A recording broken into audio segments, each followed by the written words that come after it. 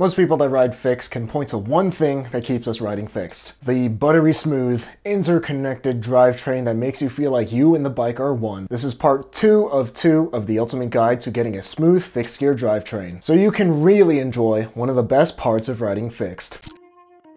What's up, I'm Zach Gallardo. Life is short, but don't make it shorter, so ride your bike every day to be reasonably dangerous. Before you continue with this video, be sure to watch part 1 of this guide, so you can be up to speed and cover your bases for getting your drivetrain smoother than packing ceramic bearings with cream cheese. I'll be recommending a few components today, so feel free to check out those links along with the show notes in the description at any point during this video. Be sure to watch until the end for my number 1 tip that you can do after watching this video to get your drivetrain running more smoothly no matter what components you have.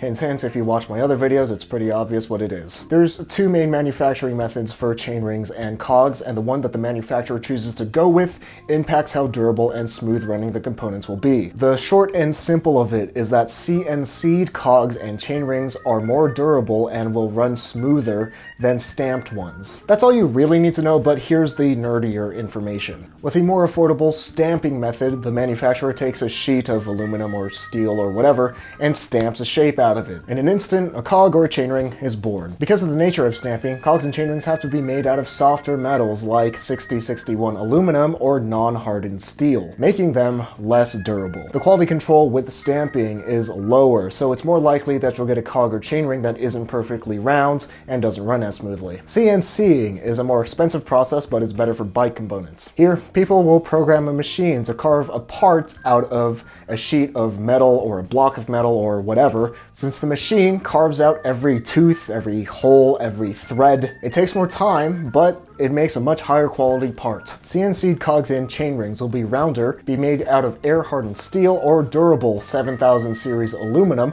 like the aforementioned FSA Pro Track chainring, and have more consistent tooth profiles and threading. The SomaTrack cog is the best budget cog in my opinion, and it's CNC'd out of air-hardened steel. It's durable and round, so it'll keep an even chain tension throughout your pedal stroke, and it's relatively quiet. The EAI Deluxe cogs are probably the most popular track cogs. They're a bit more expensive than the Soma cogs, but they're also machined out of air-hardened steel. And the EAI cogs are made in the USA, if that does anything for you. I got a bunch of used ones for cheap, and I've been happy with them. When it comes to buttery smooth, fixed and single-speed chains, there's a couple of things that you should look for to get your drivetrain as smooth as possible. First, chain should be durable and not stretch easily, since once a chain stretches too much, it won't run smoothly anymore. Second, chains need to be strong as to not snap under the power of your monster horse thighs. Track and single speed chains will be best since they're stronger than chains designed for gears. It's possible to use a chain that's designed for gears on a fixed gear or single speed, but I don't recommend it since these chains are generally more flexible laterally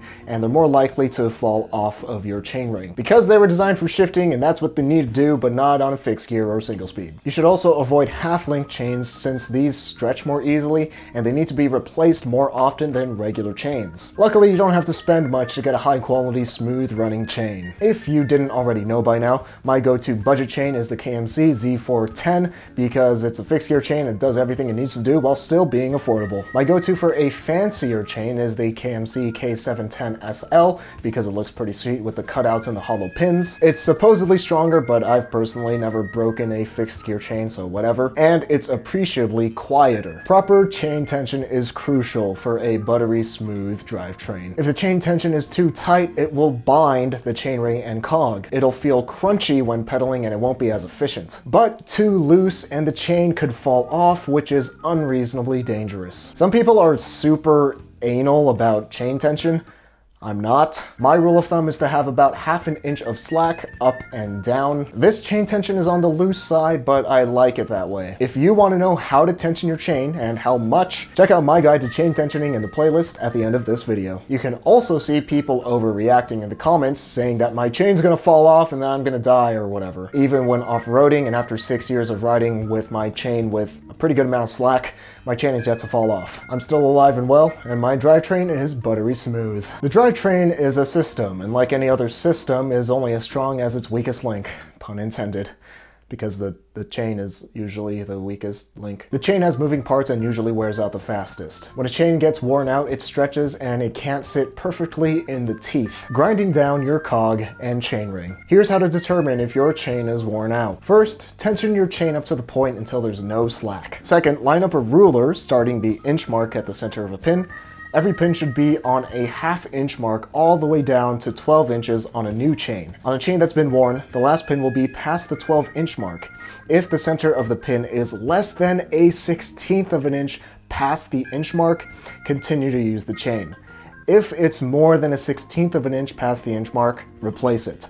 If the center of the pin is an 1/8 of an inch or more past the inch mark, replace your chain, your cog, and your chainring because you rode on that chain longer than you should have. If you replace your chain regularly this way, your cog and chainring will last thousands of miles. There's no hard and fast rule for determining whether you should replace your cog and chainring. Just know that when they're worn out, the teeth will be hooked or shark finned. It's safe to say that hooked or shark finned cogs and chainrings need to be replaced, and it's arguable that you should have replaced them a long time before they got to that point. Chains wear out faster than cogs, which wear out faster than chainrings. To have a buttery smooth drivetrain, make sure they're all in proper order. The #1 tip to get your drivetrain running smoothly, no matter what parts you have, is to keep it clean and lubricated. It'll just run smoother, period. Keeping it clean also increases the lifespan of your components, so they'll run smoother for longer. I like to clean and lubricate my drivetrain once per week. Again, the frequency will depend on your climate and mileage. Rock and roll chain lube is great because all you have to do is squirt a bunch of it on your chain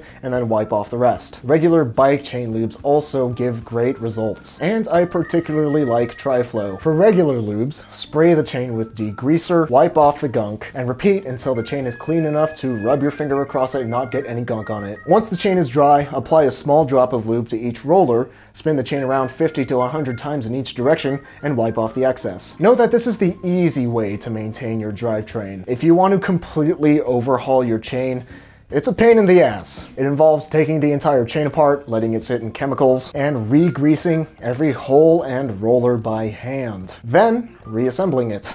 But I know that you ain't got time for that. The still easy but more thorough method is to let your chain cog and chainring soak in acetone overnight. This will get a lot more gunk out of them than wiping. Let it dry, then apply your favorite lube. That was the ultimate guide to getting a smooth drivetrain on your fixed gear. If I missed anything, please do let me know in the comments so we can all enjoy our fixed gears to the fullest. Fixie famous shoutouts to Mikey Sincox, Jeziel, Mark Vandeventer, Evil Ernie, and Durella01 for making these videos possible through their support on Patreon. Don't watch this upcoming video if you haven't ridden your bike yet. Instead, ride your bike every day to be reasonably dangerous.